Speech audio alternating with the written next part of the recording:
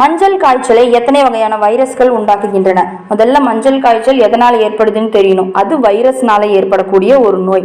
அப்ப அது எத்தனை வகையான வைரஸ்னால் ஏற்படுகிறது அப்படின்னா 9 வகையான வைரஸ்கள் மஞ்சள் காமாலை நோயை நமக்கு ஏற்படுத்துகின்றன.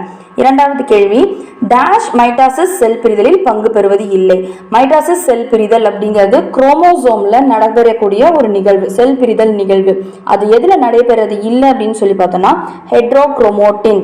ஹெட்டிரோக்ரோமோட்டின் மைட்டாசிஸ் செல் பிரிதலில் பங்கு பெறுவது இல்லை. மூன்றாவது கேள்வி, மனிதனின் விந்து செல்லில் இல்லாத செல் நுண்ணுறுப்பு எது? செல்லுல நிறைய நுண்ணுறுப்புகள் இருக்கும். அப்ப மனிதனோட விந்து செல்ல என்ன நுண்ணுறுப்பு இருக்காது அப்படின்னு சொல்லி பார்த்தோம்னா எண்டோபிளாச வலைப்பின்னல் இருக்காது.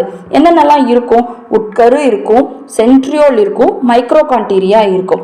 நான்காவது கேள்வி, மைக்ரோபாக்டீரியம் டியூபர்குலோசிஸ் என்பது டிபி நோய் இருக்கு இல்லையா, அது எதனால ஏற்படுது? வைரஸா, பூஞ்சையா, இல்ல பாக்டீரியாவா, இல்ல